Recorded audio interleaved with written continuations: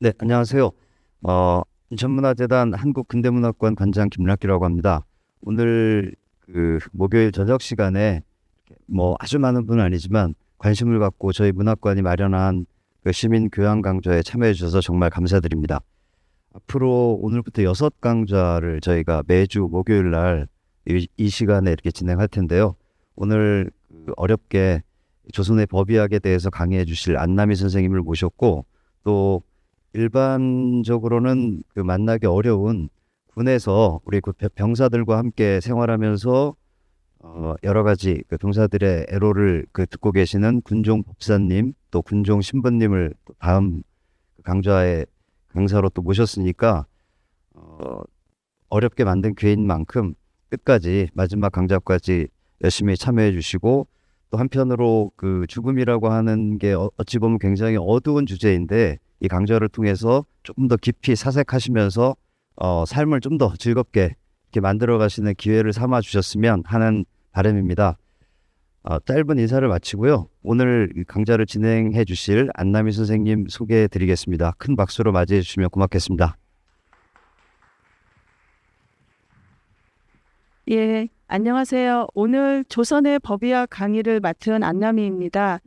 예, 제목이 조선의 법의학. 요즘에 이제 법의학에 관해서는 TV에 유명하신 전문가분들도 많이 나오고, 또 굉장히 수사물 이런 데서 중요하게 다루어지는 부분이라 관심을 갖는데, 아마 제목을 보시고 조선시대에도 법의학이 이렇게 생각을 하셨겠지만, 법의학이라고 하는 건 의학도 아니고 법학도 아니잖아요.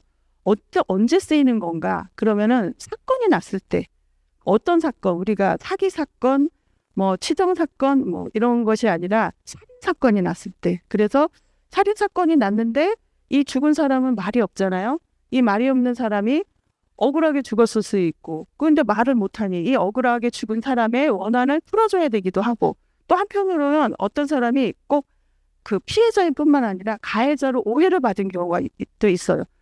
누가 죽었는데 옆에 지나가다가 아이고 이 사람이 죽었네 그랬더니 누가 목격을 하고 내가 봤어. 그럼 이 사람은 본인이 살인을 하지 않았음에도 불구하고 살인을 했다는 억울한 누명을 쓰게 되잖아요.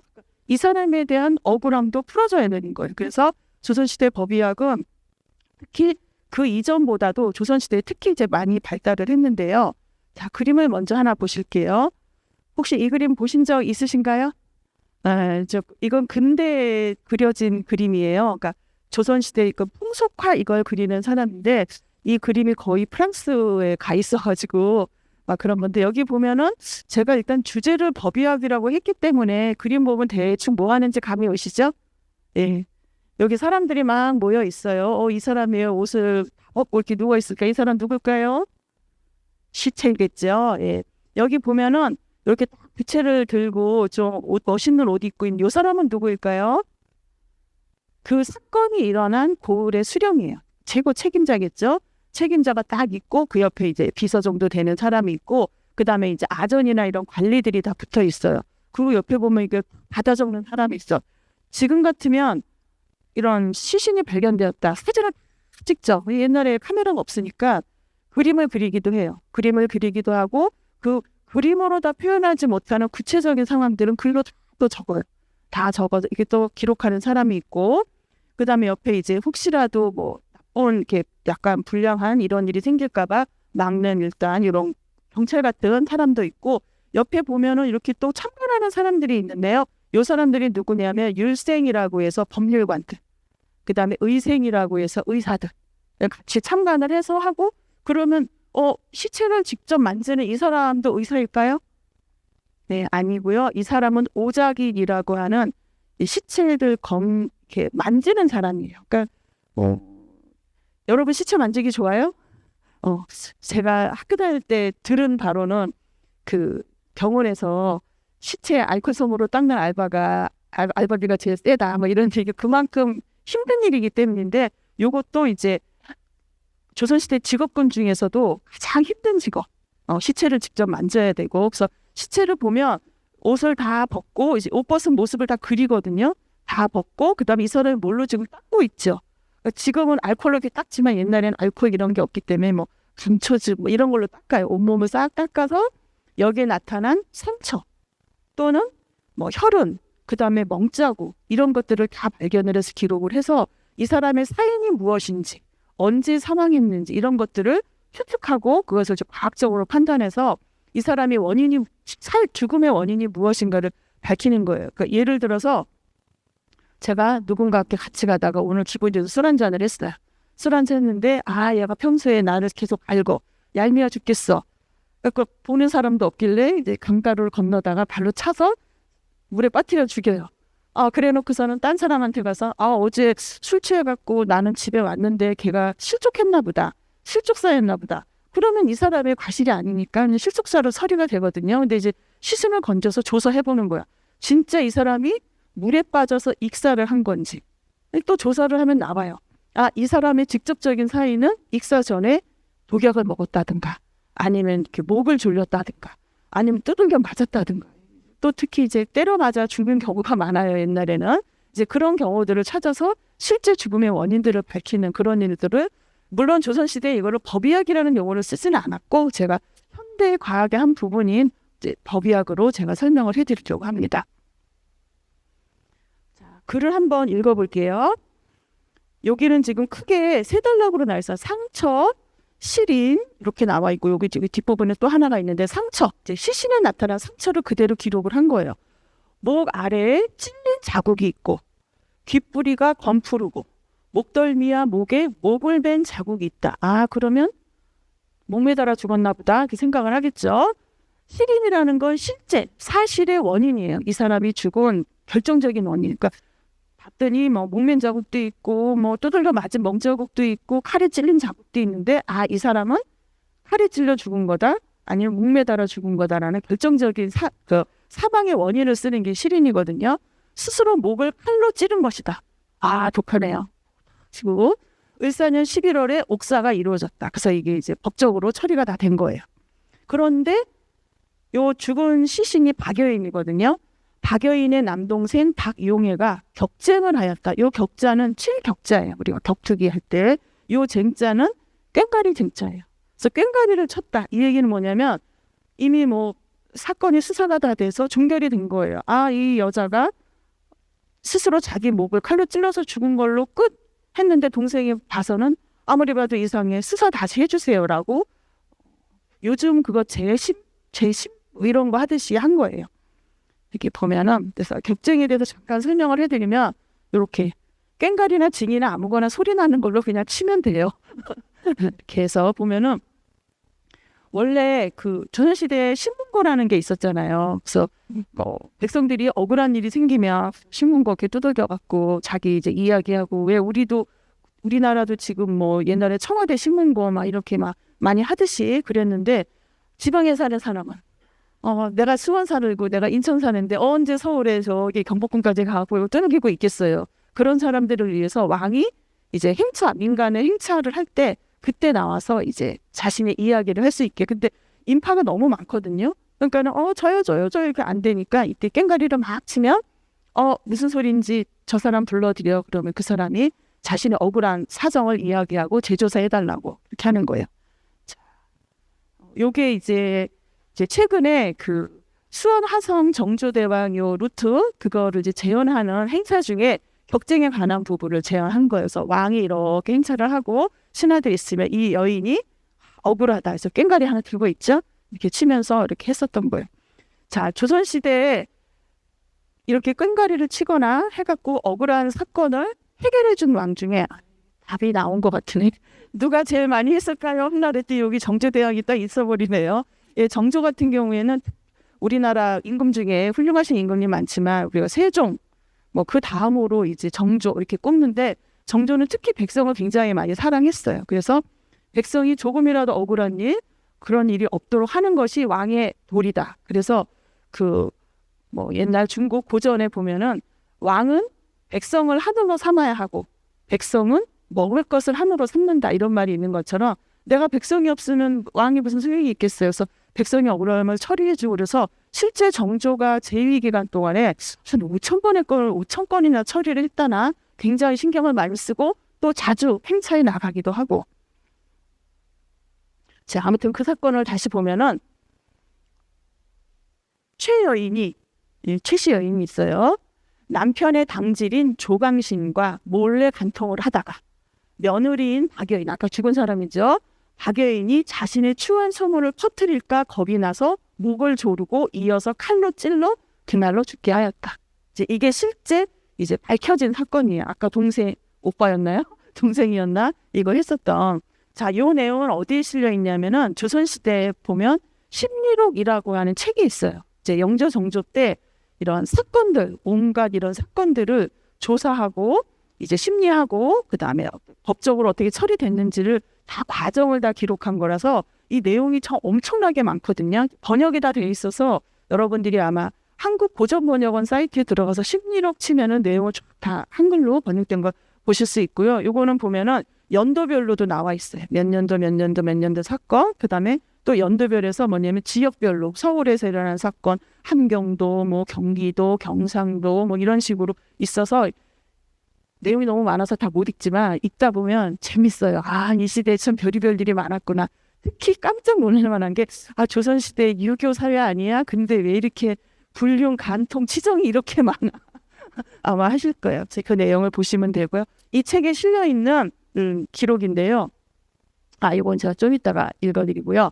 자, 이 박여인 사건은 뭐냐면 옛날에는 그런 동네에서 친척들이 거의 다 모여 살잖아요. 우리 시족사회 이런 것처럼 다 이 동네 뭐 사돈의 팔촌 뭐 이렇게 되고 하는데 이제 시어머니가 또 시어머니를 해봤자 나이도 안 많아 옛날이니까요. 그래갖고 이제 당질하고 이제 몰래 불륜을 하다가 며느리한테 딱 들킨 거예요. 그래갖고 며느리가 혹시라도 내 소문을 내면 내가 어떡하지 싶어갖고 안 되겠다. 그래서 며느리를 칼로 찔러 죽인 거 어떻게 했냐면은 요 사건 말고도 있는데 어떤 사건은 이제 목을 매서 자살한 걸로 위장을 한 거예요. 그래서 원래 조선시대에 이런 사건이 나면 지금이랑 똑같아요. 1심을 해요. 그걸 초검이라고 해요. 처음에 이제 수령, 그 다음에 관리들 해갖고 아까 봤듯이 그림 그래서 사건이 일어난 장소까지 다 그래요. 집이 몇 평 가로 세로에다가 뭐 장롱은 어디 있었고 목맨 뭐고는 뭐 그 끈의 굵기는 얼마였었고 두 겹으로 매여 있었고 뭐 시신의 크기는 어땠고 피는 어느 쪽으로 흘렀고 머리는 어느 만 굉장히 정말 사진만 안 찍었다 뿐이지 사진 찍은 것과 다름없이 다 기록을 해놔요. 그런데 이때 수사관이 반드시 3명이 가요. 왜냐면 둘이 가면 야 귀찮은데 그냥 우리 둘이 그냥 대충 이렇게 한 걸로 하자 이러면 안 되잖아요. 그러니까 3명이 가서 이렇게 조작할 수 없게 그리고 반드시 그 주변 사람들한테 탐문을 다 해요. 여러 명한테 탐문해서 그 정황들을 다 이제 기록을 하고 그래서 1차 복검이 끝났는데 그걸로 끝내지 않고 2차 그걸 1차가 초검이고 2차가 복검이라고 하거든요. 두 번째 또 하는데 그럼 같은 수사관이 또 하나? 아니에요. 예를 들어 우리 요 지역에서 살인 사건이 일어났으면 요 지역 해당 사람들이 가서 수사를 하고 두 번째 조사는 이웃마 꼭 이쪽 아니고 저쪽 뭐 이쪽 사람들이 없으면 조금 더 먼 쪽이라도 초빙을 해와서 이 사람들이 두 번째 수사를 하고 그럼에도 불구하고 이게 명쾌하게 풀리지 않는다. 그럼 세 번째도 해요. 그거 3검이라고 해요. 세 번째 했는데도 이거 내가 아직도 미심쩍어 막 우리 왜 화성 연쇄살인 사건 이런 것처럼 한 번, 두 번, 세 번을 해도 이게 분명하다. 그러니까 확실해질 때까지 계속해요. 4검도 하고 막 그래요. 근데 보통 이제 2번 정도까지 하고 이제 결론을 내는 경우가 많은데 이 박여인 사건 같은 경우에는 대충 해갖고 넘긴 거예요. 그 오빠가 그러고서 뭐라고 했냐면 시어머니가 아이고 우리 며느리가 알고 봤더니 바람을 폈더라. 그걸 나한테 들켜서 부끄러워서 자살을 한 거지. 그리고 오빠가 내 여동생이 그럴 애가 아니야. 평소 그러고 내가 며칠 전에도 이 마을을 지나다니다가 내 여동생 잠깐 만났는데 걔가 그런 기미가 1도 없었어. 이거는 뭔가 이상하고 그리고 왜 사람이 목을 찔러 죽었는데 또 자기가 목을 찔러놓고 목을 또 매달아. 이 사람이 아니죠. 이상하다. 조사해달라서 다시 조사해서 그럼 처음 기록을 놓고 다 뒤진 거야. 그러니까 수상한 점이 발견이 됐어요. 어떤 점이 발견이 됐냐면 목을 매서 자살을 했다는데 이게 다 그림을 그리고 기록을 하잖아요. 목을 매려면 어떻게 해야 돼요? 이런 데다가 끈을 묶어서 적어도 내가 올라갔을 때 내 발이 안 닿는 위치는 가야 되잖아요. 그럼 내가 목 매달아 죽을 때 점프해서 여기 고리에다가 점프해서 이러지는 않잖아요. 그러니까 뭔가 디딤할 거를 딛고 올라가서 이거 발로 차서 이렇게 죽어야 되는데 올라간 그 의자라든가 상자라든가 그런 게 일체 없는 거예요. 이거는 본인 스스로 목을 매서 죽은 게 아니다. 누군가가 목을 매단 것이다. 그리고 이제 목 매달아 죽은 경우에는 또 어떤 조사를 하냐면 끈을 이제 델두포 같은 데 주로 많이 매잖아요. 옛날에는 매면 자살을 한 경우에는 대돌포가 이렇게 있으면 끈이 묶여졌을 때 얘가 지저분한데 이렇게. 왜냐면 대돌포 먼지 쌓이잖아요. 맨날 안 닦으니까 거기다 끈을 매달았을 때 자살인 경우에는 이렇게 발버둥도 치고 이러느라고 끈이 이렇게 왔다 갔다 흔드는 게 있는데 타살의 경우에는 산 사람을 매달지는 않잖아요. 보통 죽여서 매달 때 요 묶어지고 그 위에 먼지가 그대로 있다는 거예요. 그래서 그런 것으로도 이제 구별을 하기도 하는데 이 부인의 그 겉은 좀 이상하다. 갖고 이제 추적을 막 했더니 알고 봤더니 며느리가 바람이 난 손이고 시어머니가 바람이 난 거를 이제 감추기 위해서. 그리고 이제 사인을 조사했을 경우에 다시 보면은 얘가 스스로 목을 찔러서 죽었다는데 사람이 목을 찔러면 피가 철철철철 나고. 그러고 나서 무슨 정신으로 내가 또 저 대덕부에다 끈 건너서 묶어갖고 거기 올라가서 목을 매서 죽겠어요. 그래서 실제 사인이 이 교사가 아니라 이미 칼에 찔려 죽은 것이 먼저다라는 게 이제 밝혀진 거예요. 그래서 그런 경우 다시 재수사를 해가지고 밝혀졌던 그런 사건이 있었어요. 좀 유명한 사건이고요. 그리고 이제 심리록 보면 이제 너무 이제 웃기는 얘기도 많은데 이것도 한번 읽어볼게요. 자, 전라도 백성 갑이 을과 장난으로 다투다가 을을 구타하였는데 을이 넘어진 후 3일 만에 사망하였다. 막 싸웠는데 얘가 3일 뒤에 죽은 거예요. 을의 아내가 갑을 정범으로 고발했다. 3일 전에 우리 남편하고 쟤하고 싸우고 했는데 저 사람이 두들겨 때려갖고 긍휼적으로 3일 뒤에 죽은 것 같아 했어요. 그러면 갑은 일단 수금되어 조사를 받는다. 조사 절차의 핵심은 초검과, 아까 제가 말씀드렸듯 처음 하는 거 초검과 복검이다. 검과는 시체의 외표 검사제, 곁에 아까 상처가 있는지 무슨 흔적이 있는지 이런 거 싹 다 중심으로 하는 이른바 검언만을 하는데 검언을 전후하여 목격자인 응문각인, 아까 동네 주변 사람들, 아까도 이런 응문각인 같은 걸 하지 않으면 시어머니가 바람난 사실을 알 수가 없는 거예요. 그리고 실제 며느리가 바람 폈다는 것도 동네 사람들이 아무도 그럴 리가 없어. 한 번도 본 적이 없어. 그러면 들키지 않고 어떻게 시어머니한테 들켰겠어? 이렇게 되는 거죠. 진술을 받게 되어 있다. 초검과 복검을 행한 후에 검관과 관찰사는 그 사건을 옥성이라고 하는 건 이제 이렇게 수사 서류를 만들어서 이렇게 재판부에 이렇게 올리는 거예요. 여부에 대해 판단한다. 갑이 을을 구타한 것이 사실이지만 을의 사망 원인이 자살이거나 역병이라면 이제 수사할 수 없다고 구타에 대해서만 처벌하고 석방하여야 한다. 따라서 수금과 옥성은 다른 것이다. 이제 이런 얘기가 나오는데 예를 들어서 둘이 싸웠어요. 둘이 싸웠는데 셋이 싸워야 되겠네. 셋이 막 싸웠는데 한 명을 두들겨 팼어요. 근데 얘가 죽었어요. 근데 결정타.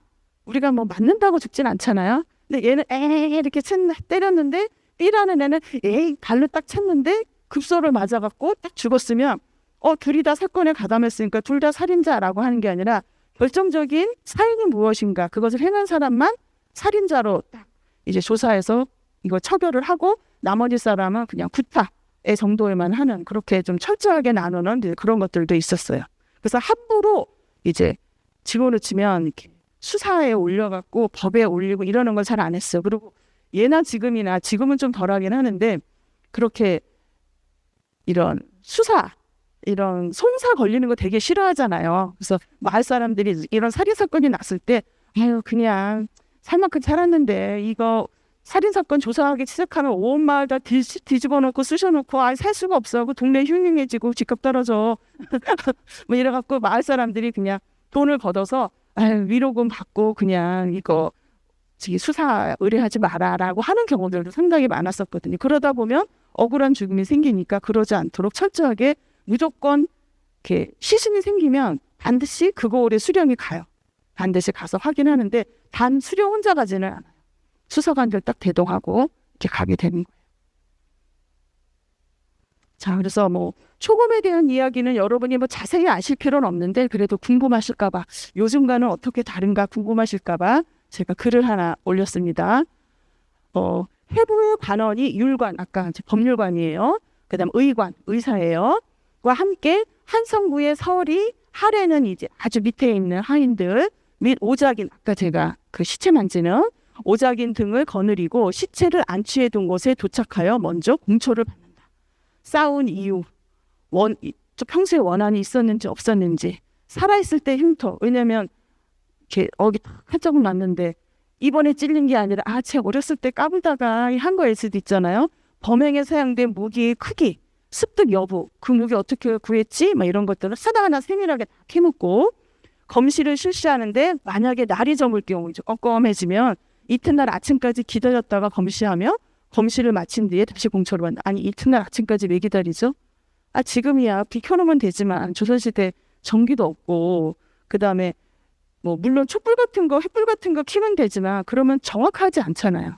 그러니까 정확하게 하기 위해서 날이 밝을 때를 이제 기다리는 거죠. 그래서 3차, 4차 계속 받고 대질신문하고 아주 그냥 사람을 못 살게 굴어요. 정확한 그걸 할 때까지. 그래서 실제 이제 원인을 이제 장부에 기록을 하고 도장 딱 찍고 아무도 이렇게 손 대지 못하게 이제 이런 걸 하는데, 뭐 지금의 수사의 첫 번째랑 크게 다를 것 같지는 않죠. 사람 사는 게 다 비슷해서.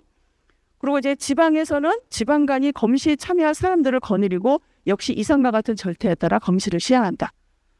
그리고 검시가 끝나면 한편으로는 이제 마을 감사가 이렇게 쭉 이제 돌고 보고하고, 그 다음에 다시 또 복검을 청하기도 하고, 뭐 만약에 복검관으로 지정된 수령이 이제 어떤 이유가 있어서 못한다, 그러면 또 다른 마을에 요청을 해갖고 이제 청하기도 한다고 했어요. 그래서 이건 좀 이따 할게요. 그래서 실제 조선시대에 보면은 뭐 물론 대충 하기도 해요. 아까 박여인처럼 사람 하는 일이 꼼꼼한 사람한테 걸리면 꼼꼼하게 이렇게 하는 반면 귀찮고 대충 하고 싶은 사람은 대충 해서 넘기고 이런 경우들이 많지만, 원칙적으로는 굉장히 꼼꼼하고 조금의 오류도 생기지 않을 정도로 하는 게 원칙이었어요. 그래서 이런 책들을 이제 다 기록을 해놓고 이제 참고 삼아 앞에 비슷한 사건이 있었다면 그거를 보고 어떤 식으로 처리했는지가 정확하게 사망의 원인과 그 다음에 실제 살인자와 이런 것들을 찾아내요. 내에서 억울한 일을 이제 벗겨주는데, 우리나라 사람들은 웬만하면 누구 벌 주고 이렇게 사형시키고 이런 거 좋아할까요?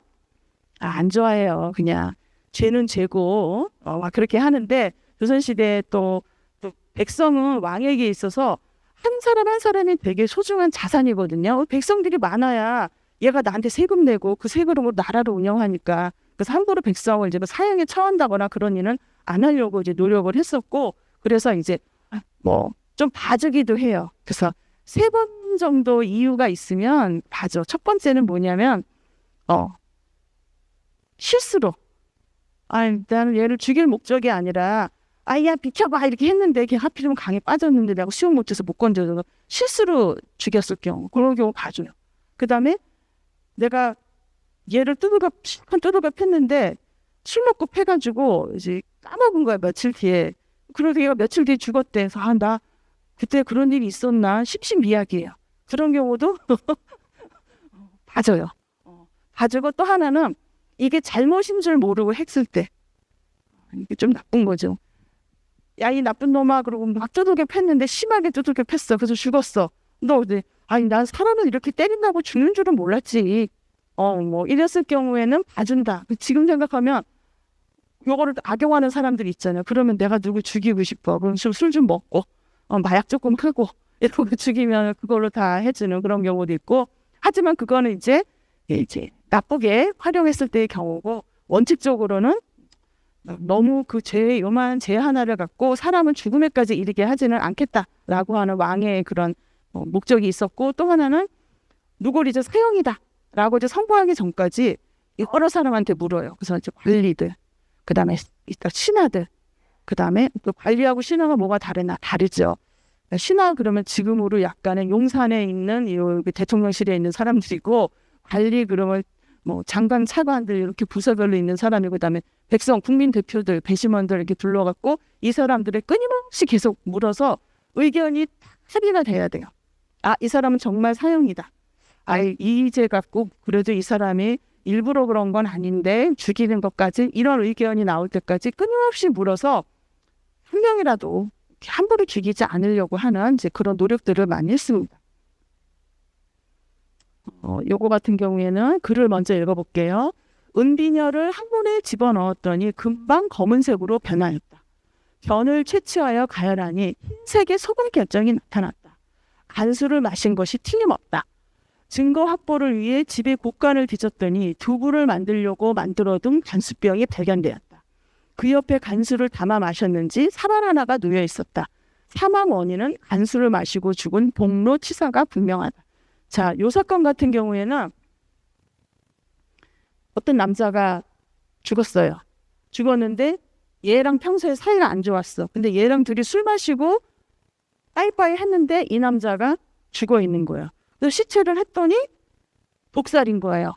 그래갖고 이제 같이 술 먹은 사람을 너 평소에 얘 싫어했고 얘만 없으면 어떻게 한다고 했으니까 네가 죽은 게 분명해. 너 만나고 얘 죽었잖아. 그랬더니 이 사람은 나 억울하다. 갖고 그러면 이제 시체 검안을 하는 거예요. 그런데 제일 먼저 하는 게 무턱대고 막 배 가르고 막 이런 거 안 해요. 우리나라 이 동양적인 그걸로 사람을 함부로 가르거나 그러지 않잖아요. 그래서 겉으로. 그래서 뭐냐면 은비녀라는 게 뭐 번역은 은비녀라고 했지만 99.9%의 순은으로 만들어진 이렇게 네모 비녀만큼 가는 거 긴 이거를 보통 이제 독살이 의심되면 목에다 넣어요. 그러면 이제 색깔이 변하고 근데 이제 독약을 먹어지고 오래됐어. 그러니까 얘가 지금 위장을 지나서 이 대장까지 이렇게 막 갔어. 그런 경우 목구멍에 넣어서 안 나오잖아요. 그렇게 항문에 넣는 거예요. 또 그런 경우도 있고 얘가 또 중간쯤에 있어. 위쪽에. 그럼 위에서도 검출이 안 되고 밑에서도 검출이 안 되면은 이제 시체를 데워요. 데워갖고 이게 내려갈 수 있게 그래서 항문을 넣어가지고 이렇게 보는데 그럼 우리 왜 임금님은 꼭 금수저로 밥 안 드시고 꼭 은수저로 드시는 이유가 독약 이것 때문이잖아요. 그래서 그걸 갖다 이제 검사를 하는데 가끔 요 은수저 요 은비녀는 평소에 막 뭐 할머니 비녀 뽑아갖고 이렇게 해보고 하는 게 아니라 이제 관에서 쓰는 은비녀가 따로 있어요. 그래서 이거는 평소에는 쓰면 안 되고 왜냐하면 은이라는 게 되게 예민해서 저도 은수저로 밥 먹는데 계란 후라이만 먹어도 색깔이 변해요. 그리고 뭐 조금만 뭐 해도 색깔이 변해서 되게 예민한 거라 평소에 함부로 쓰다가 시체를 검안했을 때 오류가 작동할 수 있으니까 평소엔 딱 보관하고 시신 요 검사용으로만 딱 쓰고 그다음에 가끔 이거를 만들 때 순은은 비싸잖아요. 그럼 누가 이제 구리도 넣고 어디 납도 넣고 이래갖고 이제 가짜로 만들어 팔면 제대로 검사가 안 되니까 그런 경우를 대비해서 이제 정식으로 된 이걸 하는데 여러분 암행어사들이 갖고 다니는 게 몇 개 있어요. 우리가 알고 있는 마패 말 몇 마리 빌려 다닐 수 있나? 그 다음에 자가 있어요. 왜냐하면 지방 가면 이게 속여요. 그러면 좀 뭐 여기는 뭐 1cm 뭐 30cm 자라고 그냥 만큼 줄이고 근데 이제 공식적인 자 들고 다니고 그 다음에 바로 이 은비녀를 가지고 다녀요. 그래서 사건 어느 지방에 갔는데 수사가 제대로 안 이루어지고 그러면 공식적인 이걸 가지고 이제 조사를 하는 그런 경우. 그래서 했더니 검은색으로 변했습니까? 요거는 독이 분명한데 이미 소화기관을 다 거쳐서 나온 거라 뭐 빨리 할 거 없잖아요. 그럼 이때 변을 가열을 하면 소금이 나왔다. 소금이 안 나왔으면 안 되지. 소금이 나왔다. 그럼 이거는 소금 먹고 죽기도 해요. 소금을 많이 먹으면 죽어요. 그래서 옛날에 제가 뉴스에서 본 건데 영국에 있는 어머니가 아기한테 어른이 먹는 음식을 준 거예요. 아기가 죽었어요. 나트륨 과다로. 애기는 몸이 요만하기 때문에 얘가 수용할 수 있는 나트륨이 이만큼인데 어른 이렇게 먹으면 죽고 왜 강아지들도 왜 짠 거 안 먹이는 이유가 요만한 강아지 사람 먹는 이런 음식 주면 애들 치명상이 될 수 있거든요. 그런데 소금 먹어도 많이 먹으면 죽는데 이제 간수는 그 두부를 응고시킬 때 쓰는 거지만 그거를 이제 많이 먹으면 사람을 뭐 이제 죽일 수가 있는 거 있죠. 그래서 딱 봤더니 소금 결정이 나왔으니까 이건 간수로 죽은 게 분명한데 이것만 갖고 확인할 수 없잖아요. 왜냐면 다른 이 사람 평소에 맨날 국 짜게 먹고 이래서 그랬을 수도 있는 거니까 그랬더니 이제 정황 증거를 찾은 거예요. 그때 이 사람이 두부 만들려고 놓은 간수병이 발견됐고 그 옆에 사발이 놓여 있었고 그러면 이 사람이 속상해서 자살을 한 거야. 옛날 사람들은 독약 먹고 자살할 때 주로 비상이나 간수를 많이 먹어요. 혹시 비상이라고 들어보셨나요? 요즘 사극에는 자주 안 나오는데 저 어릴 때 사극에는 걸핏하면 비상 먹어요.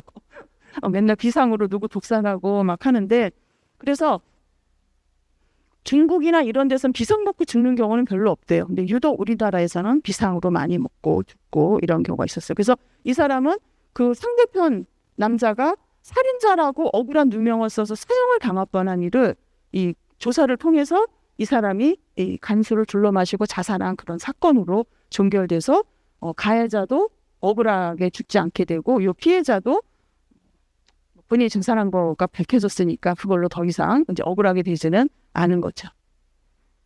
이거는 제가 조선시대에 그게 없어갖고 그냥 은빈이 아무거나 사진 찾아갖고 왔어요. 이런 형식으로 이제 되어 있어서. 근데 또 특히 이 은빈이에게 규격 안 맞고 그다음에 불순물 들어가 이런 것들이 또 많았다고 해. 또 이제 돈 띄어 먹으려고 이제 그런 경우가 더 많았죠. 자, 신주 모원록에서는이라고 했는데요. 저거는 이제 책이에요. 어떤 책이냐면 이런 시체 거만하고 뭐 이런 사건 살인 사건들 났을 때 어떻게 처리하는 과정들을 이제 다루는 책인데요. 제가 이거는 나중에 따로 설명해 드릴게요. 시신의 목구멍에서 은비녀를 넣었다 꺼냈을 때 색이 푸르거나 검으면 독살로 보았다. 비산이라는 독약의 황성분과 은이 결합하면 검게 변한다는 사실을 음모한 것이다. 독극물에 의한 사망 시 이를 검험하는 방법을 좀 더 구체적으로 살펴보면 은비녀를 이제 뭐 조각수라고 해서 쥐염나무의 껍질 삶을물로 씻은 후에 죽은 사람의 입안과 목구멍에 집어넣고 종이로 밀봉했다가 얼마 지나서 빼내보아 그 색의 변화를 살피게 된다. 만약 청흑색으로 변하면 다시 씻어내고 그때 또 색깔이 변하지 않으면 중독사로 보았다. 도끼가 없는 경우에는 색깔이 선명하게 흰색으로 나타나게 된다라고 해서 일반적인 예예요. 여기에서 벗어나는 그런 특별한 사례들도 많았기 때문에 이것만 믿고 무조건 독살이다라고 하진 않았어요. 이거를 기본적으로 삼 때 조금 더 구체적인 이런 정황들을 살펴보자 이런 게 있었어요. 그리고 이제 반개법이라는 게 있는데 제가 이거 한자를 쓸 걸 그랬네요. 이거는 우리가 햇반 할 때 반이에요. 밥반자고 걔는 삼계탕 할 때 개자. 그래서 밥, 삼계탕, 닭한테 밥을 먹여서 독살인가를 확인하는 방법이에요. 흰밥 한 덩이를 죽은 사람의 입안 목구멍 속에 집어넣고 종이로 덮어두고 한두 시간 후에 밥을 꺼내 닭에게 먹여서 닭이 만약에 꼬닥 하고 죽으면 이를 중독자의 경우로 보았다. 그래서 원래는 이제 은비녀를 이렇게 넣었다 뺐는데 이제 그걸 안 되면 이제 밥을 목구멍에 넣고 기다렸다가 그 밥을 모르잖아요. 닭한테 주면 닭이 먹고 이제 멀쩡하면 독살이 아니고 닭이 죽으면. 근데 가능하면 반개법은 쓰지 않으려고 했어요. 특히 정조 같은 경우 반개법 하지 마. 왜 하지 말라 그랬을까요? 에? 동물 사랑? 그게 닭이 아깝고 닭도 아깝죠. 중요한 건 그 닭을 먹어요. 사람들이. 그래서 야, 이 닭은 독극물 검사한 닭이니까 먹으면 안 돼. 버렸어. 배고파, 조선시대 얼마나 배고파요. 배고파 죽겠고 고기가 어딨어. 뭐 어차피 죽은 닭인데 괜찮겠지. 먹고 죽은 사례들이 많았어요. 그래서 야, 웬만하면 하지 말고 가능하면 은비녀나 이런 거 통해서 하지. 왜냐하면 이걸 조성하다가 멀쩡한 백성들을 죽이는 이런 사례들이 이제 많이 있었어요. 그래서 제가 사진 하나. 이 닭은 무슨 죄? 그 다음에 이제 술지개미를 갖고 이제 상처 부위 같은데 이렇게 얹어놔요. 그러면 사람이 죽었는데 상처도 없고 찔린 자국도 없는 거예요. 얘가 그냥 심장마비로 죽었나? 뭐 이렇게 생각할 수 있잖아요. 그럴 때 술지개미를 이렇게 탁 얹어가지고 이렇게 놔두고 있으면은 이렇게 상처 난 지 너무 오래돼서 안 보였던 이런 상처들이 위로 올라오기도 한대요. 그래서 그런 경우를 이제 찾기도 있고. 그다음에 팥뿌리를 가려갖고 또 이렇게 발라놓으면 그다음에 먹는 자국 뭐 이런 것들이 이제 멍도 좀 오래 들면 사라지잖아요. 맞은 지 한 3일 되면 사라지잖아요. 그럴 경우에 이걸 발라놓으면 이제 사라졌던 그 자국이 다시 올라오기도 하고 이렇게도 하고. 요거는 이제 소금을 갖고 소금은 주로 이제 굉장히 많이 활용했다고 해요. 그리고 제가 이거는 매실인데 원래는 청매실을 쓰는 게 아니고 백매실을 쓰는데 백매실 스케줄은 제가 못 찾아가지고 그냥 청매실. 그래서 매실을 이제 즙을 짜거나 이렇게 해갖고 또 시신 거기다 붙여놓으면 이제 상처들이 이제 나타나기도 하고 그런다고 했어요. 자, 지금 제가 뭐 이렇게 은비녀, 술지개미, 식초, 파, 소금, 매실, 과유, 그다음에 뭐 고초에, 그다음에 뭐 별의별 게 다 있어요. 이런 굉장히 다양한 것들을 법물이라고 해요. 이렇게 검사, 지금으로 치면 뭐 루미놀 막 이런 거 같은 거죠. 요것도 여기 보면 딱 써 있어요. 검사, 검자, 시체, 식자, 검시라고 써 있고요. 요것도 보면 이 사람의 큰 항아리 놓고 뭘 하지요? 이게 이제 감초즙 같은 거. 감초즙 같은 경우에는 이제 상처가 없어진 거 이런 거 딱 닦아내는 그런 역할을 해서 뭐 시체도 아까 우리가 먼저 봤었던 그림에는 한참 가네요. 이 사람 하늘을 보고 드러나 있는데, 그죠?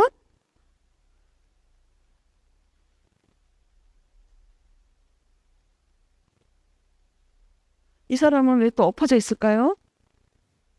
이유가 뭘까요? 앞뒤로 다 봐야 되는 거예요. 그래서 앞에 것 주사하고 뒤집어서 뒤에도 조사해서 아주 낱낱이 머리 끝에서 발끝까지 낱낱이 다 조사를 해요. 그래서 여기 딱 보면은 이거 보면 현장 감식하는 거예요. 여기 누굴까요? 이 사람 목격을 그렇게 온 사람 이제 범인으로 추정되는 이 사람을 야, 너 이렇게 여기 이렇게 멍든 자국인데 네가 그때 찬 거지. 여기 좀 칼자국 나섰는데 이거 네가 그때 찌른 거지. 뭐 이렇게 해갖고 이게 하고 이제 하는 거죠. 하고 얘들 나타나서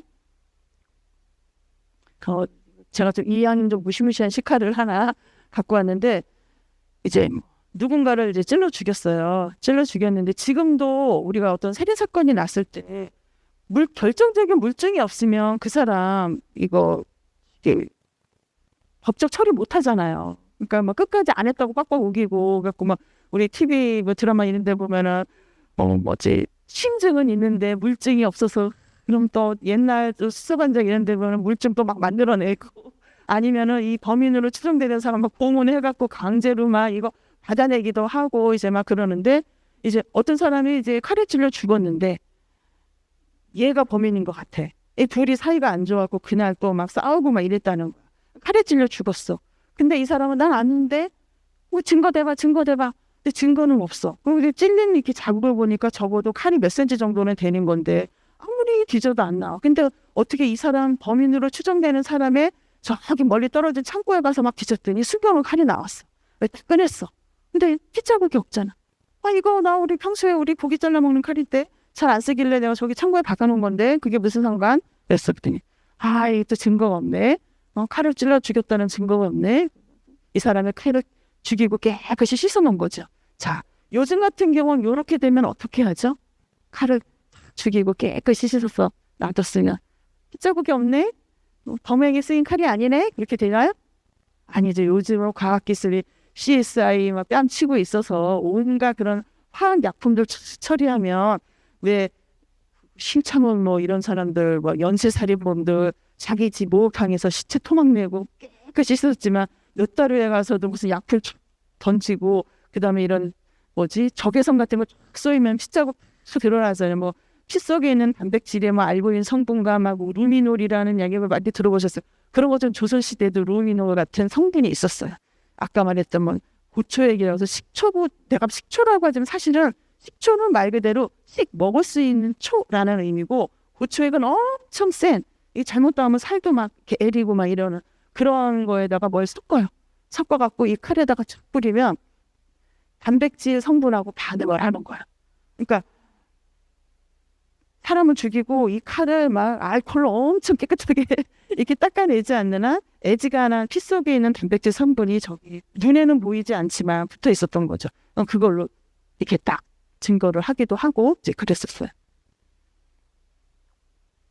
여기 보면 신주 무원록에서는 칼날 등의 예리한 도구에 의해 살해된 경우 상은 어귀에 피육에 피가 있고 내막이 뚫렸으며 살이 넓게 벌어지고 근육의 결이 밖으로 나와 있으며 손가락으로 집으면 서른색 피가 나온다고 보았다. 이런 경우가 이제 칼에 의해서 죽었을 경우에 나타나는 증상, 현상들을 이제 이렇게 쓴 거라 요걸 보면서 수사관들이 그러면 요거는 칼에 찔린 거하고 똑같네? 그다음에 이건 칼에 찔린 거로 보자. 이렇게 하는 거죠. 죽은 후에 칼날로 베어 소창을 입힌 경우라면 건조하고 희미어 피가 없고 손으로 누르면 맑은 물이 나온다. 그러니까 살았을 때 한 거하고 죽은 후에 이렇게 한 거, 지금도 마찬가지예요. 살았을 때 피가 막 돌기 때문에 피가 막 이렇게 되지만 죽은 후에는 피가 돌지 않잖아요. 되는 이런 경우도 한 거죠. 아, 그러면 요 자꾸 신주무언록이라는 책이 자꾸 나오는데 이 책은 도대체 어떤 책일까요? 이렇게 보면은 원래 이 책의 제목은요, 무언록이에요. 무언록이에요. 없을 무자 원한 원자, 원한이 없게 하게 기록한 책인데 이게 원래 중국에서 나온 책이에요. 중국에서 나온 이런 법의학 책이었는데 이제 조선시대에 세종이 우리나라도 이런 범죄 수사 이런 걸 과학 수사를 해야 되겠어.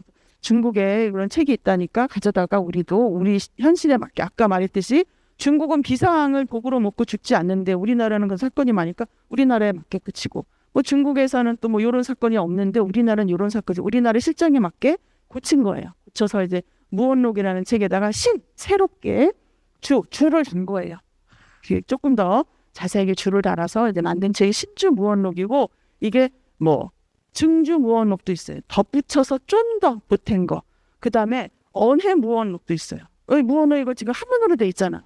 뭐 까먹는 알지도 못하고 막 이러는데 그래서 백성들도 뭐 이렇게 사관이 이렇게 해서 결론이 났다는데 억울해 우리 아빠가 그럴 리가 없어 뭐 어때 봐봐 나도 이 책을 보고 그렇구나라고 납득이 돼야 돼서 이제 한글로 번역해서 만든 그런 무언록도 있어요. 여기 보면 이렇게 사람을 좀 이상하게 그리긴 했지만 여기 이렇게 막 여기 이렇게 부위별로 다 써놓은 거예요.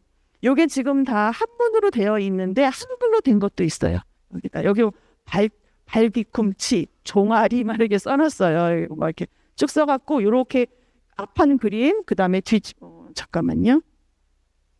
이렇게 여기 이렇게 한글로 써 있네요. 정아리뼈, 지구래, 뭐 안다리, 무릎 막 이렇게 다 써 있죠. 그래서 앞과 뒤를 이렇게 해서 이거 앞과 뒤 아니네. 이제 둘 다 앞면인데요. 아무튼 앞면, 뒷면 모두를 이렇게 다 자세하게 그려놔요. 그래서 어느 부위에 어떻게 돼서 왜냐면 뭐 여기에 칼이 찔렸다고 해서 죽는 경우도 있고 아닌 경우도 있거든요. 그러니까 여러 가지 사인을 놓고 결정적인 사인이 무엇인가를 이제 찾아보는 그런 단계예요. 요거는 지금 무슨 증수무언록이에요. 그래서 나중에는 이 무언록 책이 엄청 많이 나왔어요.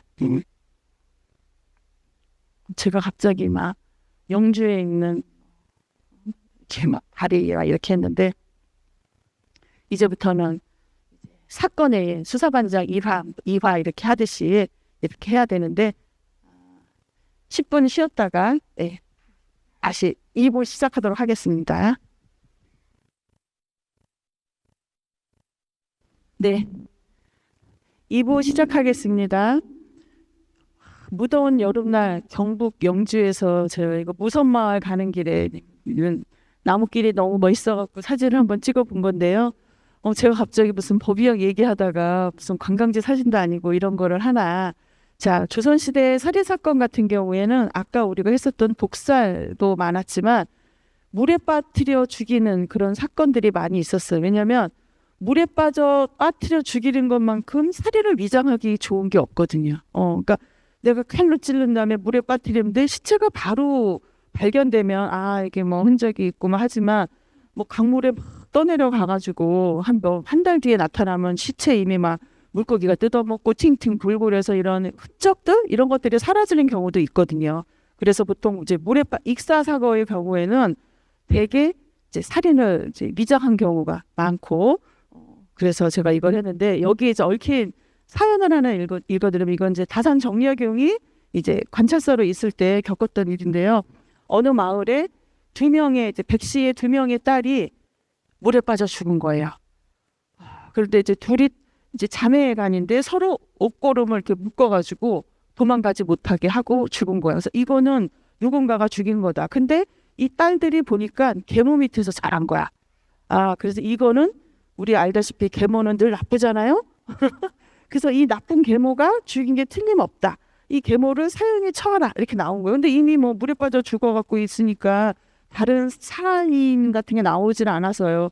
근데 아까 우리 봤듯이 꼭 이 흔적뿐만 아니라 주변 이제 탐색을 하잖아요. 딱 그때 이 계모가 진짜 나빠 그랬더니 아니 그 계모 진짜 말은 이제 계모이긴 하지만 진짜 친딸처럼 키우고 성품 자체가 너무 순하고 좋은 사람이라 마을에서도 아주 평판이 좋은 사람인데 그 사람이 또 특히 이 딸들을 얼마나 귀하게 잘 키웠는데 그랬을 리가 없는데 마을 사람들이 하나같이 다 이렇게 말을 하는 거. 그럼 이거는 무슨 일일까? 오히려 이 딸들이 엄마 말을 그렇게 안 듣고 엄마를 험담하고 엄마를 못 살게 구고 그런데도 불구하고 이 계모는 그냥 그거를 참고 견뎠다는 거예요. 그래서 알고서 나중에 조사를 했더니 이 딸들이 성품이 좀 장난이 아니었대요. 그래서 지 분에 못 이겨서 나는 계모 밑에 자라기가 싫어. 라고 분에 못 이겨서 우리가 죽으면 엄마가 누명 써서 엄마도 죽겠지. 엄마를 죽이기 위해서 두 딸들이 공모해갖고 물에 빠져 자살을 한 사건이었다는 거예요.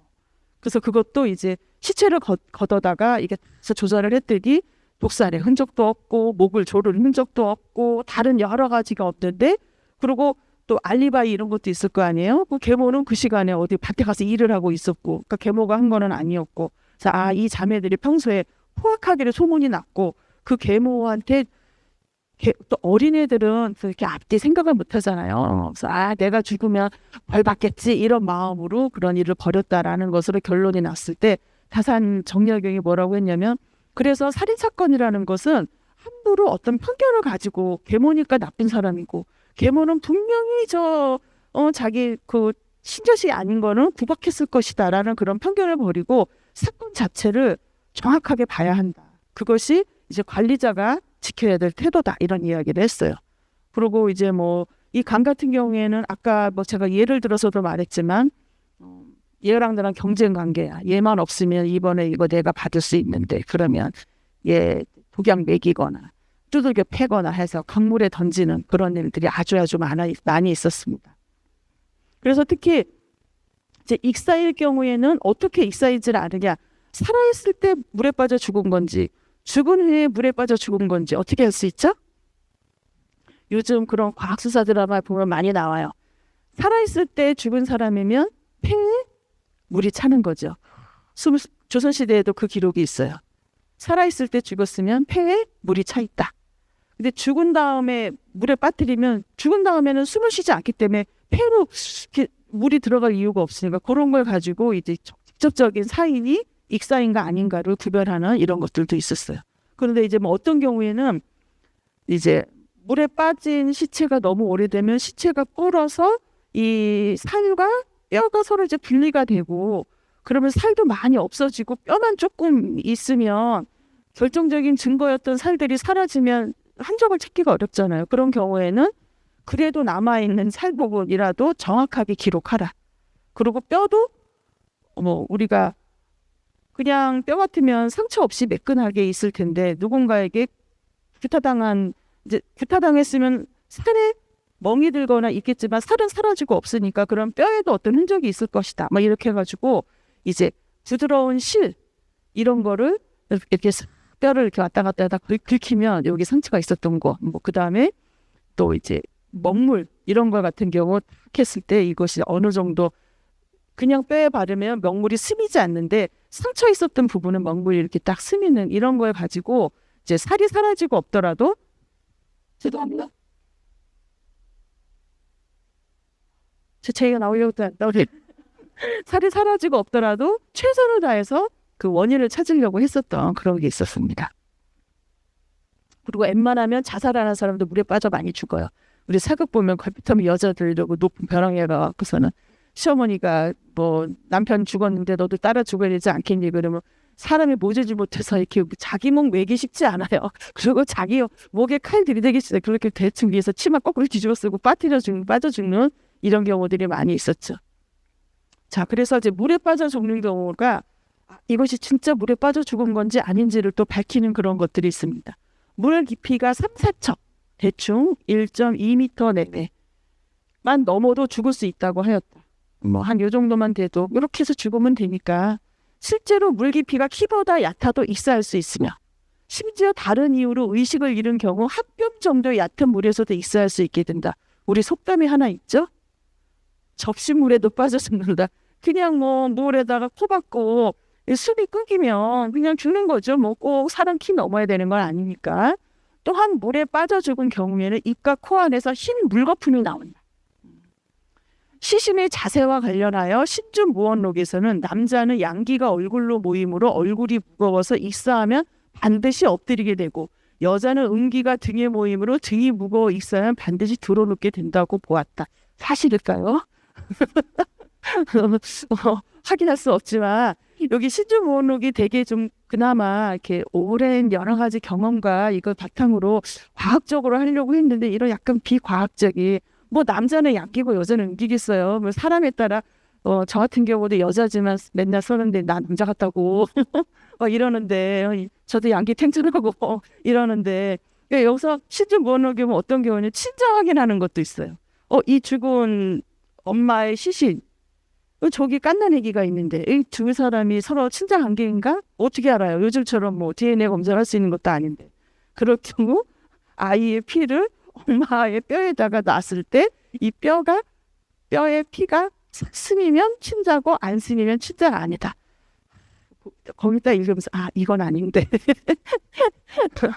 그다음에 뭐 또 뼈를 어느 쪽으로 놨을 때 이 뼈의 방향이 뭐 이쪽으로 기울어져 죽을 때 이쪽으로 기울어 있으면 이 사람의 조상의 산소가 저쪽에 있었기 때문에 무슨 여우가 죽을 때 자기 고향을 보고 죽는다듯이 그러니까 이 사람은 그쪽 집 후손일 것이다. 왜냐하면 요즘도 시신이 너무 훼손된 경우에는 누구인지 신분을 확인할 수 없는 경우가 많잖아요. 그러니까 뭐 얼굴 뭐 사라지고 뭐 지문 딱 사라지고 근데 요즘은 어떻게 해야 돼요? DNA 딱 해갖고 돌리면 누구 딱 뜨는데 옛날에 이제 그런 게 없었을 때니까 이제 그렇게 해서라도 이 관계 그리고 시신이 나왔는데 연고가 없는 시신이에요. 그럼 이거는 수사가 들어갈 수 있을까요? 없을까요? 반드시 이 연고자가 있어야 되는 거예요. 이제 그래서 찾아갖고 어떻게든 이거 니네 식구야 이게 서류 이거 써야 돼 줘서 막 이런 경우들이 이제 많이 있었고 그다음에 또 심지어 형제 관계를 확인한 그래서 뭐 요즘 드라마에서도 내가 네 아버지의 숨겨놓은 아들이야 유산 좀 나눠줘 이런 경우 있으면 바로 유전자 검사해가지고 아닌데 막 이러고 나오지만 옛날에도 이제 그런 경우가 당연히 이제 돈 많은 사람이면 나 저 집 재산 좀 땡겨먹고 싶은데 저 집 아버지가 죽었다는데 나 아들이라고 하고 뻥 좀 치고 이거 하고 싶은데 이런 경우 있잖아요. 그런 경우에 이제 이 집의 친아들과 나가 진짜 형제관계인지를 확인해. 무슨 수로 확인해? 또 피 2개를 가져다가 물그릇에 놓고 던져. 피가 서로 이렇게 엉기면 형제, 안 엉기면 안 형제. 이것도 솔직히 그리고 피는 기본적으로 엉기게 돼 있어요. 피를 바깥에 나오면 엉기잖아요. 그래서 저 이렇게 해서 참 쓸데없이 생판 남인 사람들이 서로 형제관계가 돼서 유산을 나눠 가졌겠구나 하는 사례들도 많이 있습니다. 그래서 뭐 요거를 우리가 뭐 이렇게 뭐 비과학적인 것도 있고 그 당시로서는 최선을 다한 거예요. 그리고 이런 경우 같은 경우는 해결할 수 없는 문제까지도 어떻게든지 이런 그런 규율 이런 걸 만들어서 해결할 수 있도록 조금이라도 사람의 개인적인 감정으로 이거는 보나마나 얘가 잘못한 거야. 너 인상이 안 좋은데 너 보나마나 살인자 이상이야. 네가 살인했지? 막 고문해서 살인 이거 하고 이렇게 하면 안 되듯이 어떤 이런 원칙에 의해서 제대로 이걸 하라는 그런 의미로 한 거죠. 예. 그리고 이제 심지어 다산 정리의 경우 굉장히 과학적으로 하려고 노력을 많이 했던 사람임에도 불구하고 내용을 읽다 보면은 이 사람도 조선시대 유학자가 맞구나 이런 생각이 막 드는 게 많이 있어요. 좀 나중에는 막 말도 안 되는 막 그런 걸로 막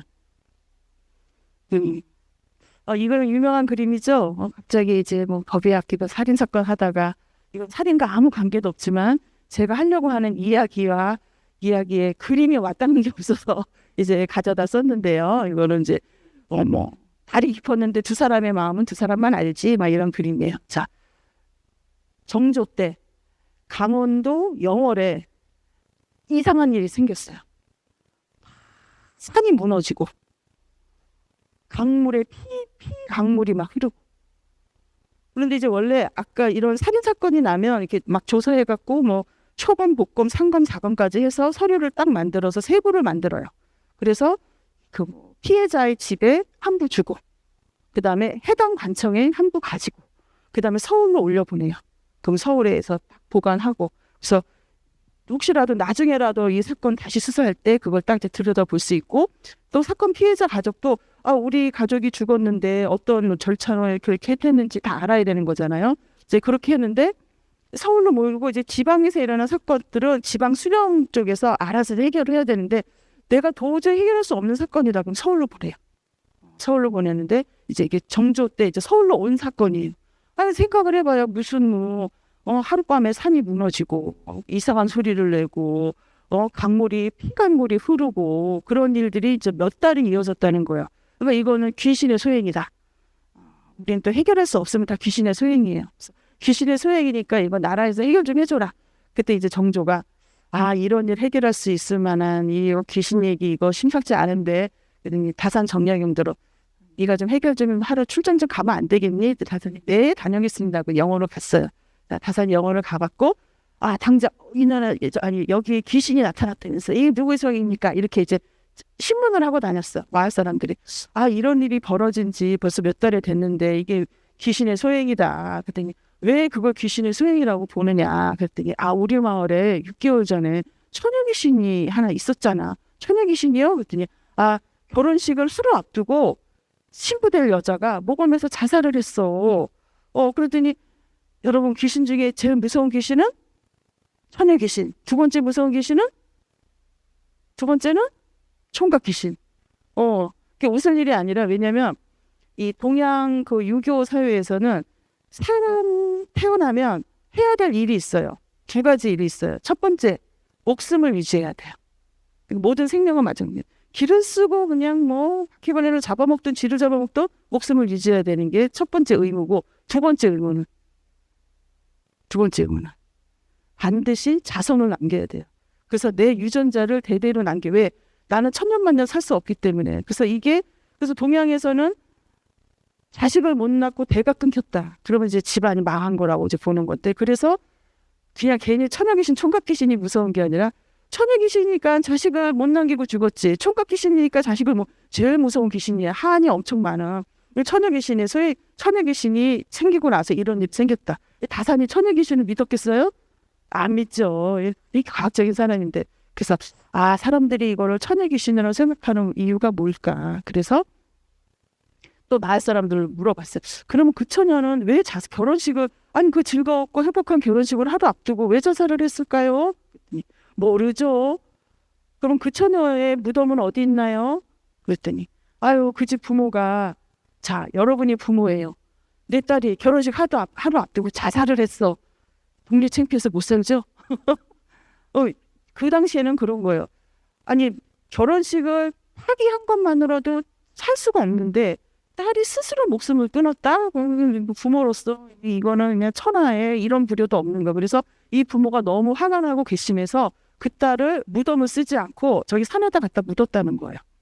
그 이후로 그 산에서 맨날 산사태가 나고 맨날 피강물이 흐른다는 거예요. 나는 실제로 피강물이 흘렀을까? 제가 생각하기에 작년 여름에 경상북도에 비 엄청 왔잖아요. 비가 많이 오면 산이 무너지더라고. 그 산이 무너지면 흙탕물이 이렇게 해가지고 또 이게 또 하면은 이렇게 보면은 내 기분이 그러면 빨간데 빨간 핏물이네 이렇게 생각할 수 있는 거죠. 그래갖고 다산이 그러면 신뢰가 되지 않는다면 당신 딸 무도 거기를 파봐도 되겠냐? 마음대로 걔는 내 딸이 아니에요. 내가 갖다 버린 거나 마찬가지니까 알아서 하시오. 그래서 이제 사람들을 데리고 와서 그 자리를 팠어요. 뭐가 나왔을까? 죽은 6개월 지났어요. 뭐가 나왔을까? 아무것도 안 나왔을까요? 뼈만 나왔을까? 아니면 썩다만 시체가 나왔을까? 시신이 그대로 있더래요. 하나도 썩지 않고. 어떻게 6개월 동안 시신이 안 썩을 수가 있을까? 그래서 대사님이 이건 이상한 일이다. 그래서 이 사람이 목매달아 죽었다고 했는데 시신이 하나도 안 썩은 거 보면 이거 뭔가 화학적인 뭔가에 이게 있을 것이다. 이건 독사일 가능성이 높다. 그래서 그 시신을 갖다가 조사를 했어요. 독살이 나온 거야. 그러면 우리가 알고 있기로는 그냥 이 여자가 신랑감이 마음에 안 들어서 나 이 남자 옛날에는 안 사귀고 결혼하잖아요. 신랑 신부 얼굴을 결혼식 당일날 보잖아. 내 스타일이 아닌데도 그냥 울면서 산잖아. 어떡하겠어.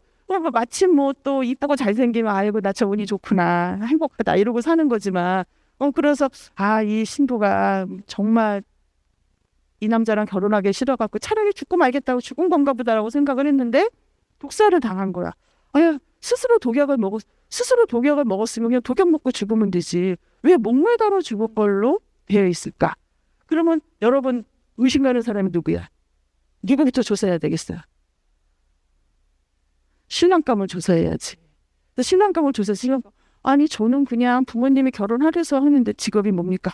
죄송해요. 여기 신랑할 만한 사람이 없어. 직업이 뭡니까? 저는 서울에 왔다 갔다 하면서 장사하는 사람인데요. 그래요? 그래서 미행을 붙였어. 얘 서울서 뭔 장사하는지 주변 조사해. 서울서 왔다 갔다 장사하면서 서울에 여자가 있었던 거야. 그래서 내가 요 그림을 이제 몰래 만난 여자가 있었던 거야. 알고 봤더니 서울에 이 여자가 이 남자랑 사귀고 있었는데 옛날에는 결혼을 본인의 의사를 하는 게 부모가 강제로 짝지어주느냐 하니까 이 남자가 자기야 나 이제 다음 달에 결혼하게 됐어. 그럼 나는 어떻게 해? 몰라. 그때 남자가 그럼 어떻게 부모님 명을 거역할 수도 없고 또 아들들은 뭐 부모 명 지켜야죠. 그럼 어떻게 했더니 그 여자만 없으면 되잖아. 멀쩡히 있는데 어떻게 없애? 내가 없앨게. 그래갖고 이 여자가 독약을 마련해서 이 남자 결혼식 전날 그 여자 따로 만나서 서울서 오면서 내가 좋은 선물 하나 갖고 왔으니까 받으러 와라. 그래갖고 주면서 이걸 먹여라 하고 먹인 거예요. 그래서 이 여자가 독약을 먹고 꼴까다 죽었는데 이제 목매달아 죽은 걸 위장하기 위해서 이걸 끈을 묶어갖고 자가 이걸 해놓은 거지. 그걸 이제 다산 정력행위 밝힌 거예요. 그래서 이제 범인 잡히고 이제 둘 다 사형이 처해진 거였죠. 그래서 제가 이 얘기를 하면 여기서 질문이 하나 나와야 돼요. 제가 아까 말한 정황 중에서 이해가 안 가는 상황이 하나 있었을 텐데 그거는 모르겠어요. 이게 이 이야기가 어디에 나오냐면 흥음신서라고 들어보셨지요? 정력영의 3대 저서가 있어요. 또 책도 엄청나게 많이 쓰신 분인데 개인의 힘으로는 거의 불가능한 제자 무리를 거느리고 썼는데 일표이서라고 하죠. 경세유표, 묵민심서, 흠음신서. 이 흠음신서는 이런 여러 가지 범죄 사건들, 이 수사 기록의 전 과정들을 다 기록을 해서 이제 관리들이 이런 사건들을 보았을 때 어떻게 처리해야 되느냐, 어떤 태도로 이런 사건들을 해야 되느냐를 정약용이 쓴 거라 거기에 보면 별의별 사건이 다 있어요. 아주 재미있는 사건인데 저는 이제 그 중에 이거 재밌는데 싶어갖고 이제 하나 고른 거였죠. 아까 질문하신 것처럼 왜 식체가 아무리 그리 독약을 먹었다고 설마 6개월을 땅에 묻었는데 안 썩겠어? 제가 봤을 때 약간의 조금 이렇게 MSG가 있지 않을까. 뭔가 독약으로 죽었다, 목매달아 죽은 게 아니다라는 걸 강조하기 위해서 그런 게 아닐까. 그리고 뭐 피강물 이런 것도 뭐 이런 거고 그런 식으로 다산이라고 해서 만능은 아니다 이런 거고요. 그 다음에 이제 추한급 구간이라는 책이 있어요. 이 제목이 막 듣도 보도 못한 것 같은데요. 추한이라고 해서 이런 사실 기록, 그다음에 구간이라고 해서 왜 왕이 국문하고 이렇게 하는 거 그런 내용들을 담은 건데 여기 보면은 선조 신축냐 이렇게 써 있어요. 이것도 한 5년 전에 완역이 됐어요. 전라북도 그쪽 대학에서 10년 동안 프로젝트 팀에서 그래서 제가 저 책 재밌겠는데 사볼까? 이렇게 250만 원.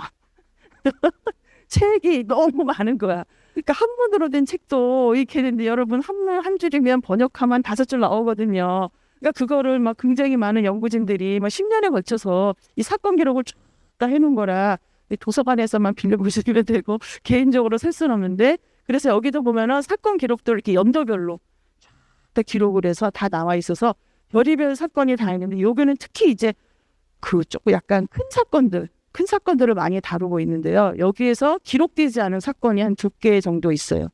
뭐냐면 허균의 사건. 우리가 알기로 허균도 사형당해 죽었죠? 네. 어떻게 사형당했죠?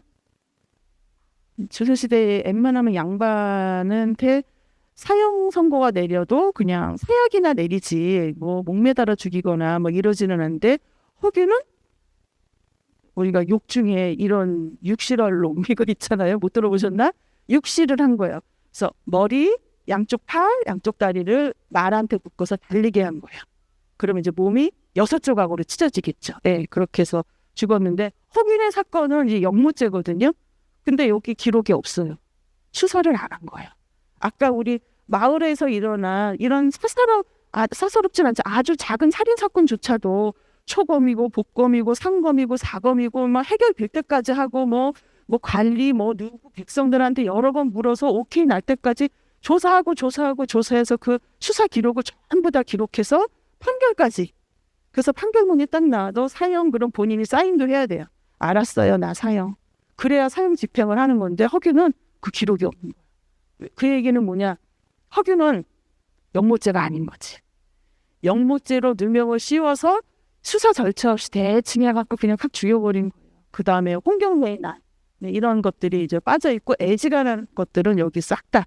그래서 어떤 판결을 받았는 것까지 다 나와 있는 거죠.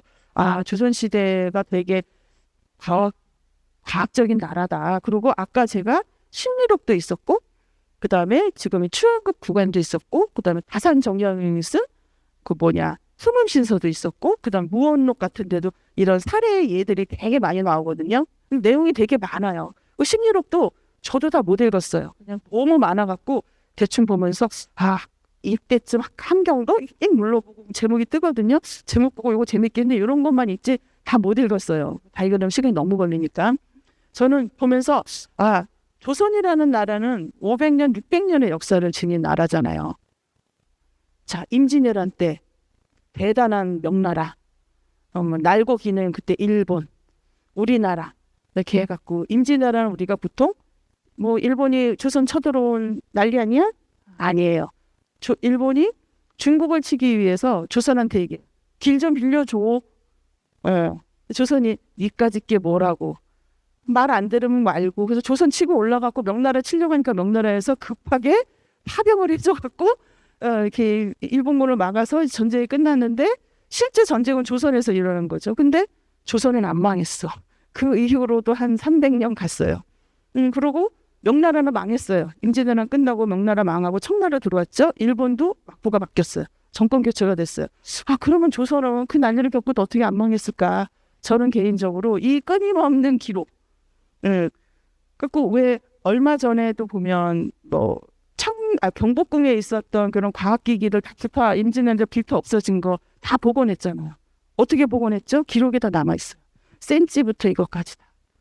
그런 것부터 이런 사소한 범죄 사건 기록들을 거의 빼놓지 않고 다 기록을 해놓으면 그냥 기록을 해서 후대 사람들이 보라고도 있지만 이 기록이 쌓이면 뭐가 되죠?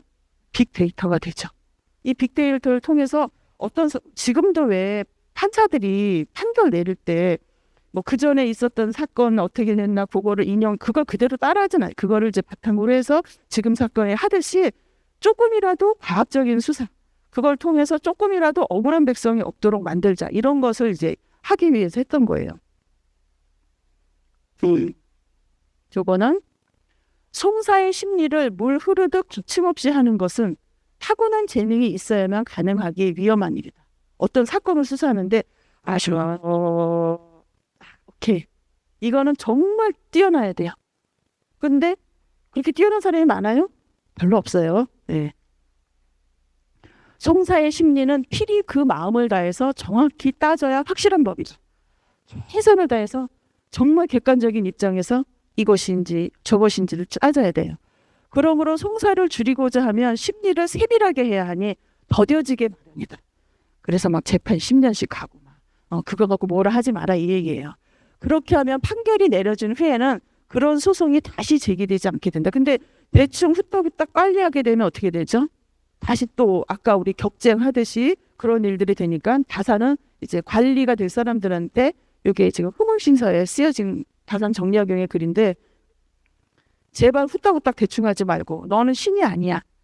똑같은 사람이니까 꼼꼼하게 천천히 객관적으로 사건을 잘 살펴보고 조금이라도 문제가 생기지 않도록 그것이 백성을 한 명이라도 억울하게 하지 않는 것이 우리 관리자들이 해야 할 일이다. 그래서 내가 이 책을 쓴다. 이렇게 이야기를 한 거예요. 자, 그러면 그 다섯 이 얼굴은 좀 잘생기게 나왔죠?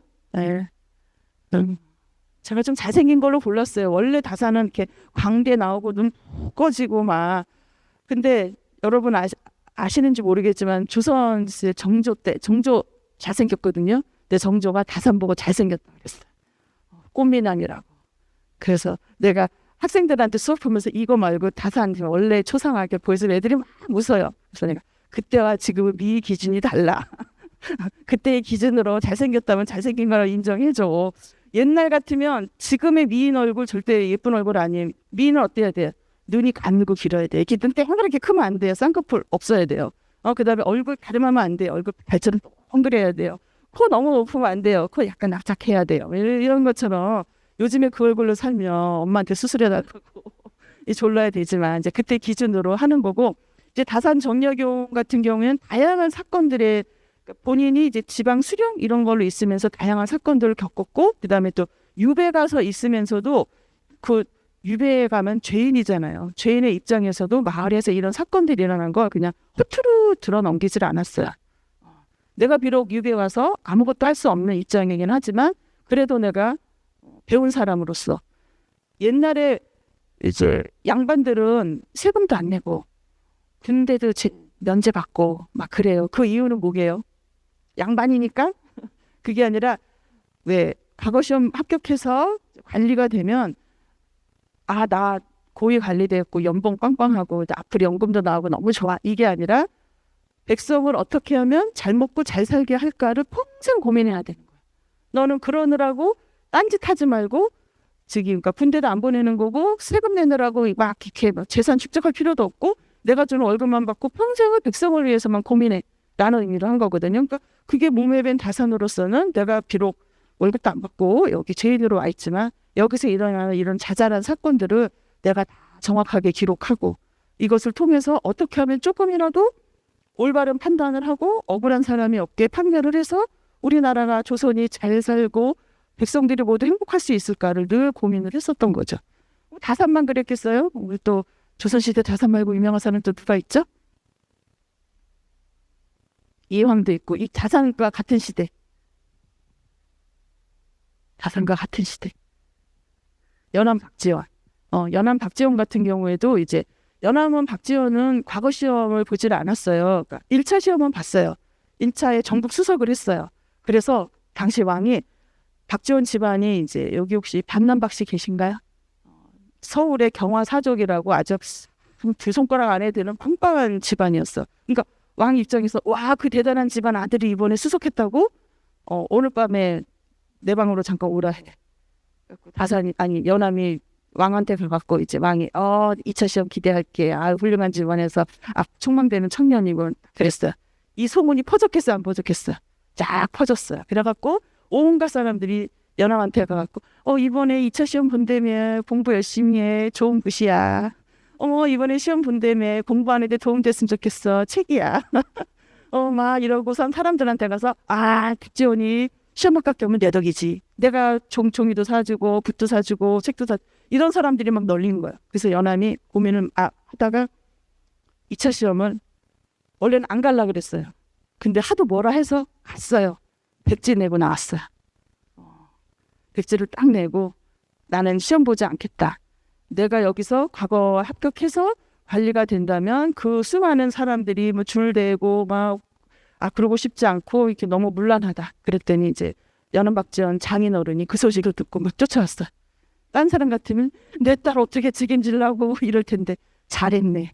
역시 내 사위야. 난 자네가 시험 보러 갔다 그래서 내심 그리스 그거밖에 안 되는구나 했더니 역시 내 사위야. 그래갖고 연암은 높은 벼슬은 못했어요. 못했지만 이제 원래 또 집안이 이렇게 되면 은서제도라고 해서 작은 지방의 수령 이런 거는 이제 하는데 그때 연암도 있으면서 어떤 사건이 났었어요. 어떤 처녀가 그리고 약간의 평민 처녀가 이렇게 빨래를 하고 있는데 양반의 자제가 얘가 예쁜 거야.